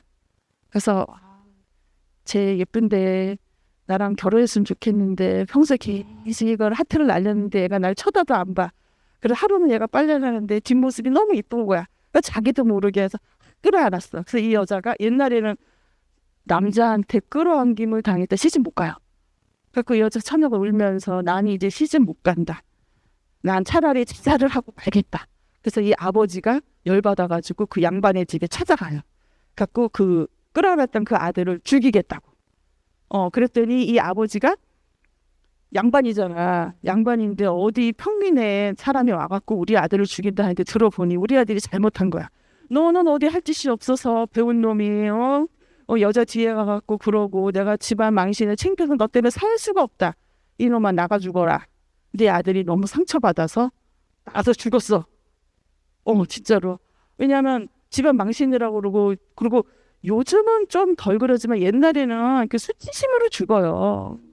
집안 망신시키고 이러면 생책pe서 그리고 요즘 이사 가면 되잖아. 옛날엔 동네 뿌리내리 사는데 어딜 이사를 가. 그러니까 그 이 사람이 너무 수치심에 자살을 했어. 그러니까 아버지 입장에선 이놈아 나가 죽어라 했는데 애가 진짜 죽었네. 너무 열받은 거야. 저 평민네 저놈이 우리 집에 와서 형태만 안 부렸어도 내가 아들한테 화를 안 냈을 거고 그럼 우리 아들이 자살도 안 했을 텐데 이거는 결론적으로 따지면 저놈이 우리 아들을 죽인 거하고 똑같네.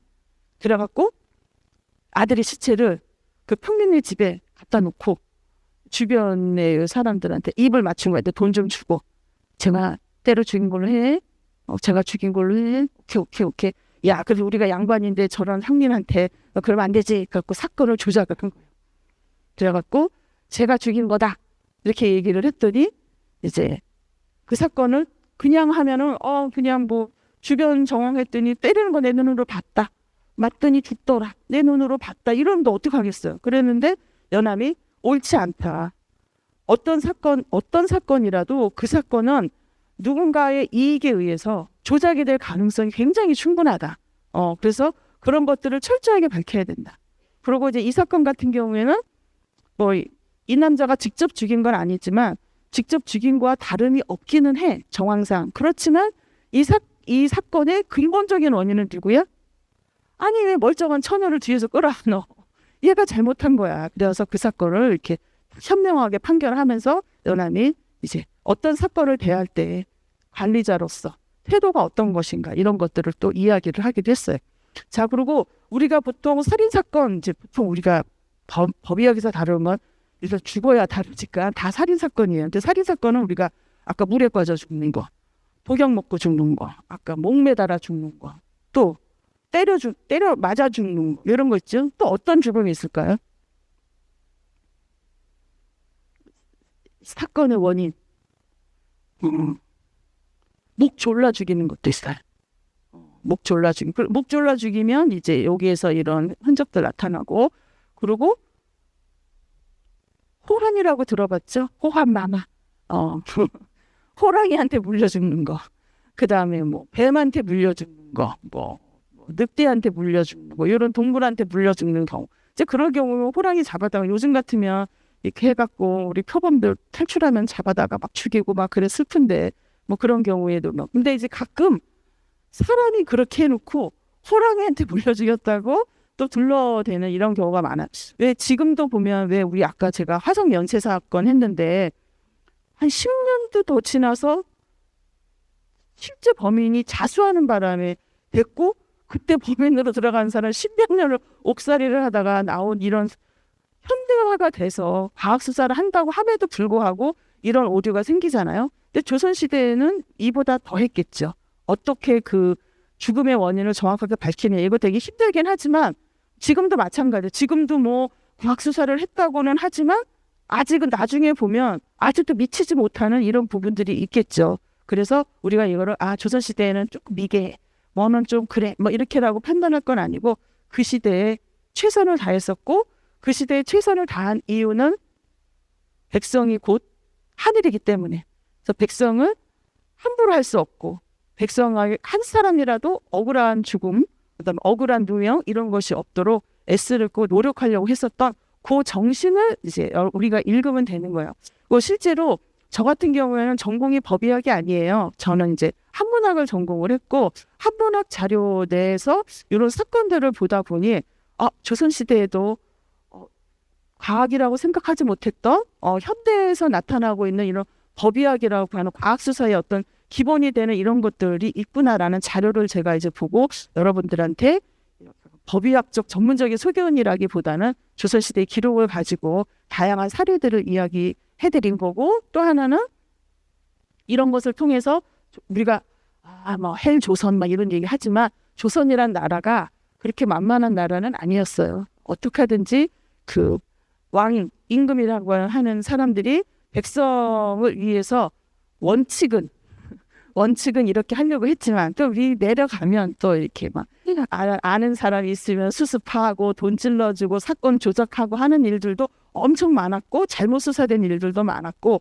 그리고 이제 뭐 다산의 기록에 또 어떤 거 보면 어떤 남녀가 바람이 났어.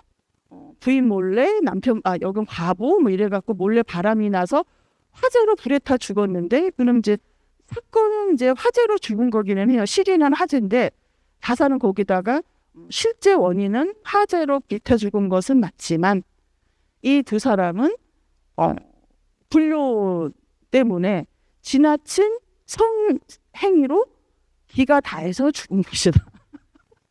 아니 그냥 화재로 죽은 건 화재. 그러니까 이 다산의 입장에서는 조선시대 유교 사회에서 어디 병련을 저지르고 몰래 도망을 가서 이런 일이, 그러니까는 사건 원인은 이거지만 그래도 이 나쁜 죄로는 이거를 더 준 거죠. 그래서 우리가 또 이제 그 시대적 상황 이런 것들도 생각하면서 조선 시대에도 이제 법의학이라고 하는 지금의 시점으로 보면 조금은 부족한 듯 하지만 그래도 그때로선 최선을 다해 과학적으로 하려고 노력했었다. 이런 걸 좀 알아주시면 좋겠고요. 자, 오늘 제가 강의한 것 중에 다산 얼굴이나 보고 있을까요? 강의한 것 중에 여러분이 이제 궁금하신 사항 아니면 요거 설명이 조금 더 있었으면 좋겠다. 아니면 이런 것들이 있으면 질문해 주시면 제가 답변해 드리도록 하겠습니다.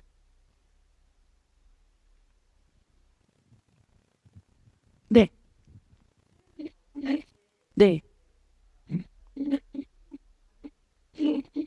네. 네, 네. 네. 네.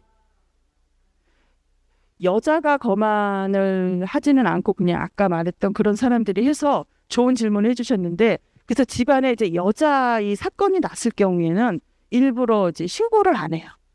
너무 수치스럽다. 왜냐하면 시체를 싹 다 벗겨서 봐야 되는 거고, 더군다나 조선시대 여자가 맨발도 남한테 보이지 않던 그런 시대에서, 그리고 이제 예를 들어서 이제 그 남녀를 떠나서 시체가 있는데 겉으로 보이는 상처가 없을 경우에는요, 몸을 구석구석 다 뒤져요.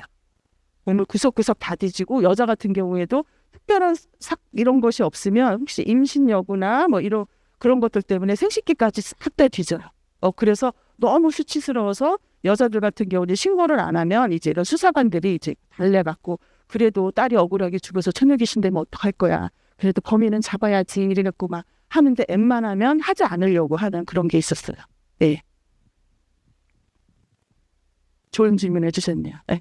그리고 제가 아까 강의 중에 안 한 것도 있는데 또 여러분 질문 안 할까봐 제가 준비해서 온 건데, 이제 뭐 그 상처가 이렇게 났어요. 그랬는데 버드나무 껍질을 들려갖고 덮어놓으면은 상처가 사라진대요.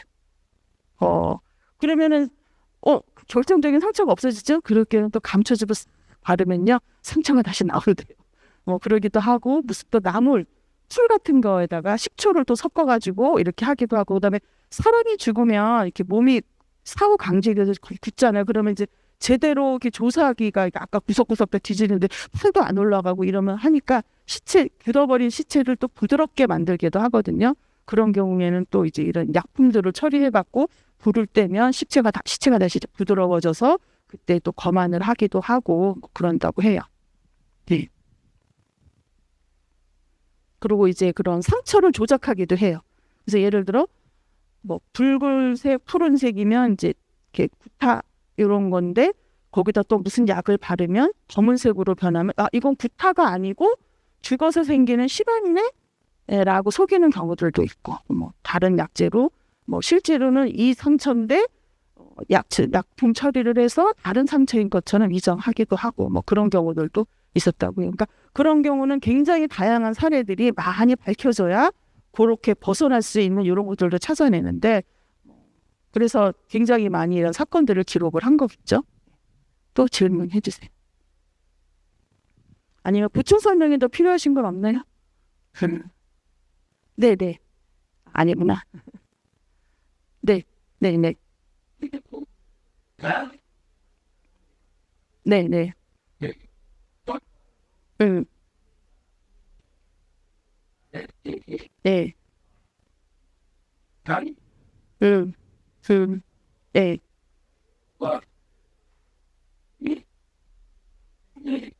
네, 네.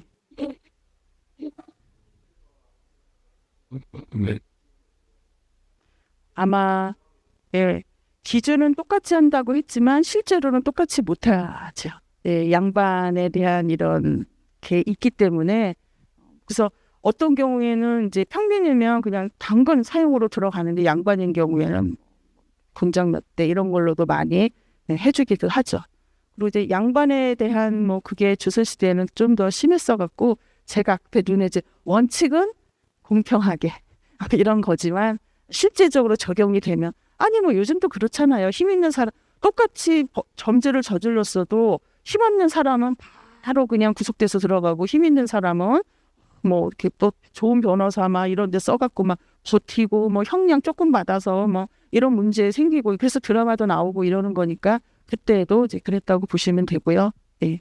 그리고 이제 저 같은 경우는 뭐 대충 살펴봤는데 은근히 조선시대에 불륜치정 사건입니다.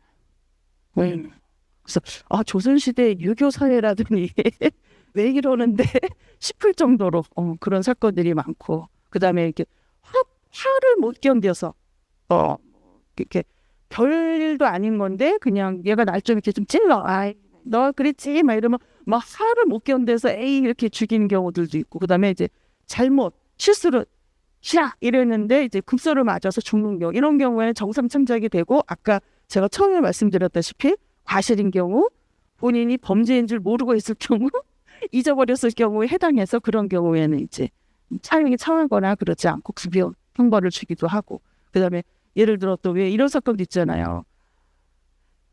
너 내 돈 갚아 막 이러고 막 흔들고 에이 벽에 밀었는데 얘가 벽을 띵 맞고 쓰러졌어. 어머 어떻게 피를 막 흘려 죽었나 보다. 그래서 며칠 도망가 숨어 있었는데 이 사람이 그때 죽은 건 아니었죠. 나중에 뭐 다른 지병이 있었거나 그래서 사인이 벽에 부딪힌 타박상이 아니라 뭐 평소의 지병이나 이런 것 때문에 죽은 거다 했을 경우에 이 사람을 살인죄로 적용하지 않고 그거를 참작해서 밝혀주는 이런 경우들도 꽤 많이 있었다고 합니다. 예. 네. 네네.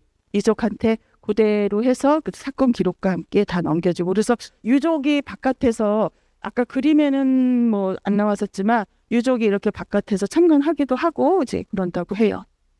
왜냐하면 지금 생각하는 사람의 몸과 조선시대의 사람의 몸은 굉장히 달라요. 우리 효도의 시작이 뭐죠? 신체 발부는 수지 부모, 신체 머리카락 피부는 부모에게 받은 거라 길감 해상, 감히 훼손하지 않는 것이 효의 시작이다. 뭐 그래서 상처 내지 않고 그래서 아까 제가 부검이라고 했지만 웬만하면 부검 안 해요. 그냥 지금은 부검 쫙 해갖고 윗속에 뭐가 있었고 이거 다 하지만 옛날엔 부검 안 하고 겉으로 보이는 이것만 가지고 하는 거지 어디 감히 사람을 이렇게 동물도 아닌데 배를 가르겠어요. 그렇게까지는 하지 않고 최대한 할 수 있는 뭐 이렇게 항문을 이렇게 뒤지거나 뭐 이런 정도 목구멍 뭐 뒤지고 뭐 이런 정도 그다음에 겉으로 나타나는 이런 흔적을 통해서 이제 추측해서 하는 경우들이 대부분 있어요. 네. 네. 네. 제가 부검 기록은 허준의 선생님이 외에는 별로 저도 이렇게 자료를 이렇게 보면서 실제로 이제 시신을 부검했다까지는 아직 못 봤어요. 근데 있을 수도 있어요. 제가 저만한 자료를 다 본 게 아니라 이 부분 이렇게 봐가지고 근데 이제 기본적으로 이제 사람의 몸을 함부로 훼손하지 않는 것이기 때문에 정말 결정적으로 큰 사건에 핵심적이 그러면은 뭐 부검을 할 수도 있겠지만 그렇지 않은 경우는 되게 부검은 하지 않아요. 지금과는 또 다른 그런 거니까. 예. 또 질문해 주세요. 원래 이 공부는 질문, 원래 공자님도 강의 시간에 준비 안 해와요. 자, 여러분 강의 시작. 자, 질문해. 그러면 질문하면 답변해주고, 질문하면 온갖 뭐 주제에서 벗어나고 뭐 이런 거 하면서 그게 공부에서 학문이에요. 물어봐야 되는데 우리 잘 질문을 안 해서 어떻게 하면 제가 질문을 대비해서 무슨 가수가 앵콜곡 미리 준비해 오듯이 자, 그러면 예. 네? 아, 제가 그 조선시대에 이제 뭐 천문학책을 번역을 하고 수학책을 번역을 하고 그러다가 조선시대 화학에도 제가 자료를 찾다가 보니까 아까 말했듯이 무슨 약초를 바르면 색깔이 변하고 뭐를 하면 어떤 반응을 해서 요거를 화학으로 다루면 좋겠다 했더니 법의학 분야가 따로 있는 거예요. 그래서 이거는 단순히 화학으로 이렇게 낑겨 넣을 게 아니라 법의학으로 독립시켜서 따로 봐도 좋겠구나 살살 하게 된 거예요. 예. 제가 법의학자도 아닌데 왜 저런 걸 했을까 궁금하셨죠? 또 다른 궁금한 사항 없으신가요? 네. 그러면 오늘 강의는 제가 이것으로 마치도록 할게요. 여러분들 막 식사하시고 이 늦은 시간에 여기서 강의 듣느라 이런 열정을 보여주셔서 저도 굉장히 신나게 제 강의를 했고요. 제가 다음 주에도 제 강의를 하게 되는데 그때는 우리가 전체 주제가 지금 죽음이잖아요. 그래서 죽음을 앞둔 조선시대 선비들의 다양한 사례들, 그래서 죽음을 대하는 사람들의 여러 가지 모습을 통해서 우리는 우리의 죽음을 생각한다는 건 내가 어떻게 살아야 된다를 생각하는 것 같잖아요. 그래서 그거를 한번 다뤄보는 시간을 갖도록 하겠습니다. 여러분 감사합니다.